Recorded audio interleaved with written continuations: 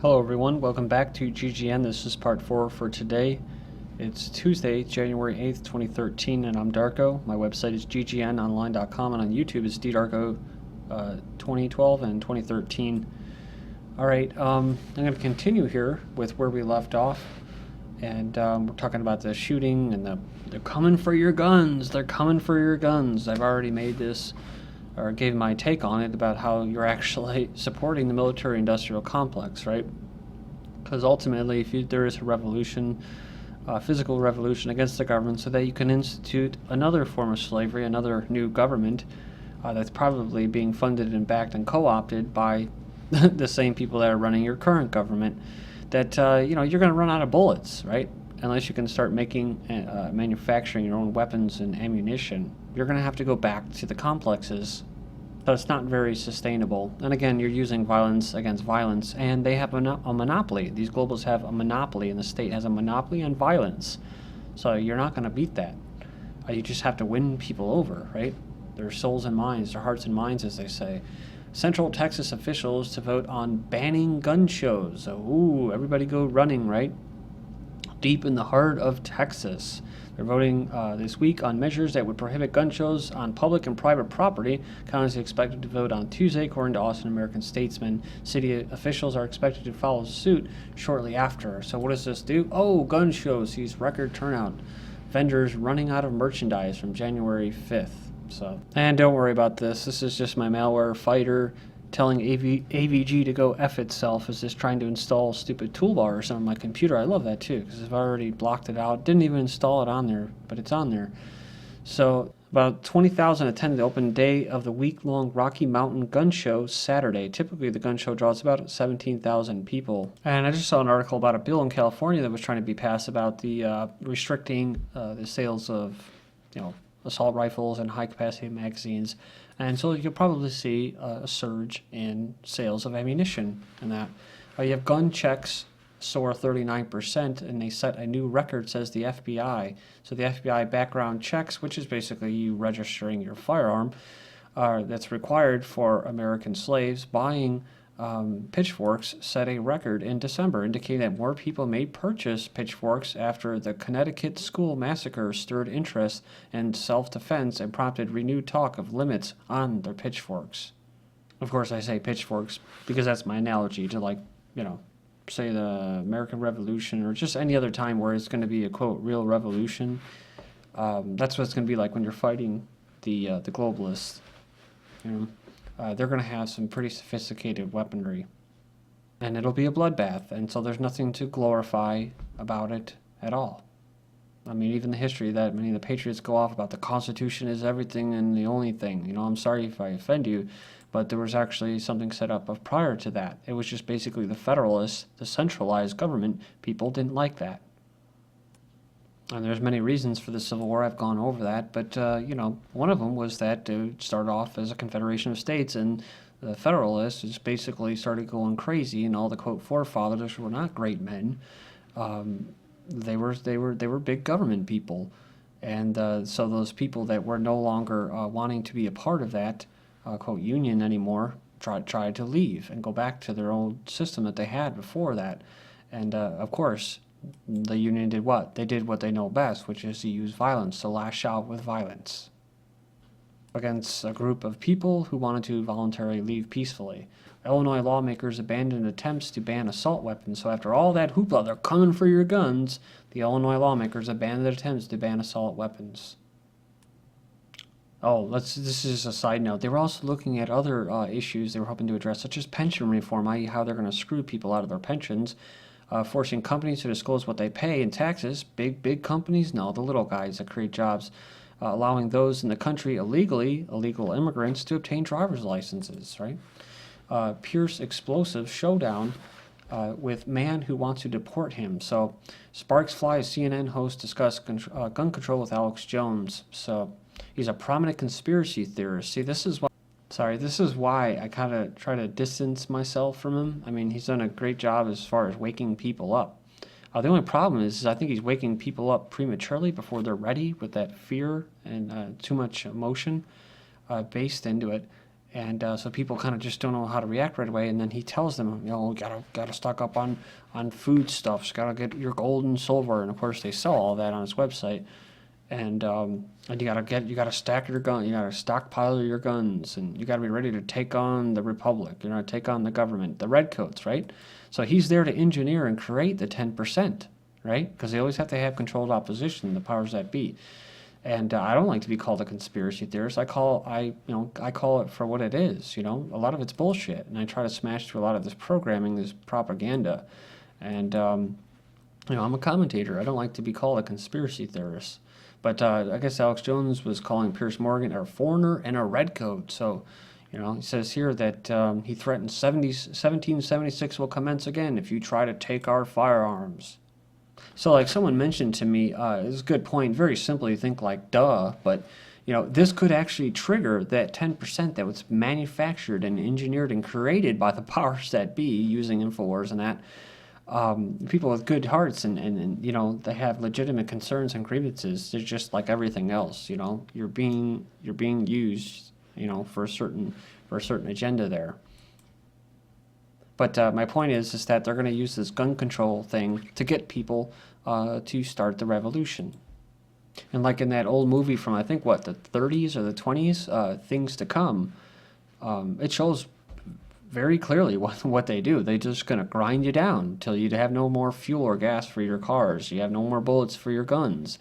And then they'll come in, they'll have all their technology still. They'll be living underground or off planet or in space, whatever. And they'll come down and then they'll set up their world government on the surface, right? We have a world government now, but you'll actually see it.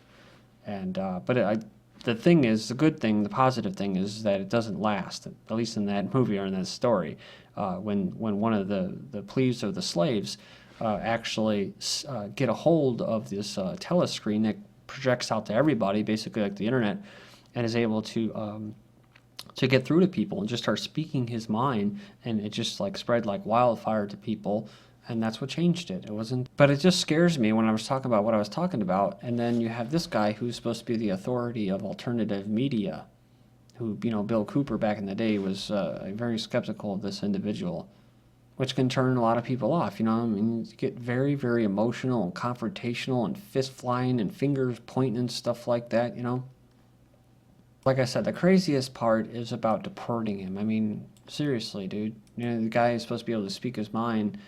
What is it, like the First Amendment or something? And you're supposed to be able to do that. And then you're saying, oh, we're going to deport you for saying that. Come on. Then you have this professor stirs controversy by disputing Newtown massacre. Communications professor known for, conspiracy theories. Has stirred controversy at Florida Atlantic University with claims that last month's Newton, Connecticut school shootings did not happen as reported or may not have happened at all. So that's some crazy stuff going on out there. I don't know what to really believe anymore, but talking about the grieving mother was actually the lawyer in the James Holmes case. One of the grieving fathers was getting cue cards, but he was like he had to psych himself up for the news report. There's just a lot of weird stuff around there. And to be honest with you, I wouldn't be surprised if the whole thing was staged. I just don't want to downplay if there was really victims, that tragedy.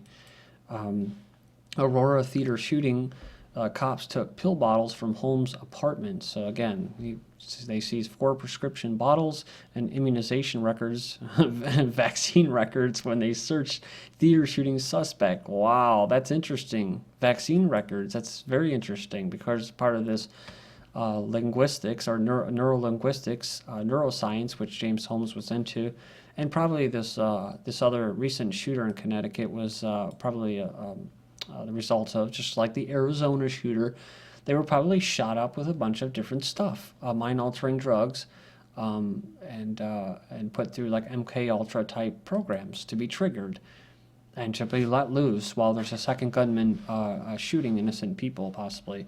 After Sandy Hook, how psychiatrists will become policemen. You go in there and check it out. Links will be posted.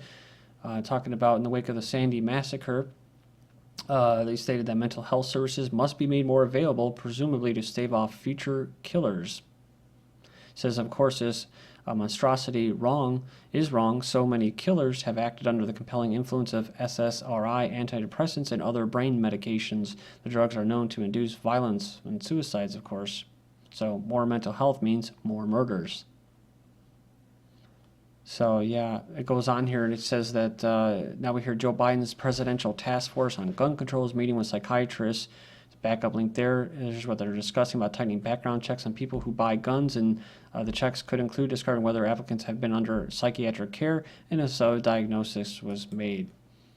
So, patient prescription drug records may be used to deny Americans their constitutional rights. So, it says that was on January 22nd, introduced in the U.S. Senate, is expected to be put out there for consideration.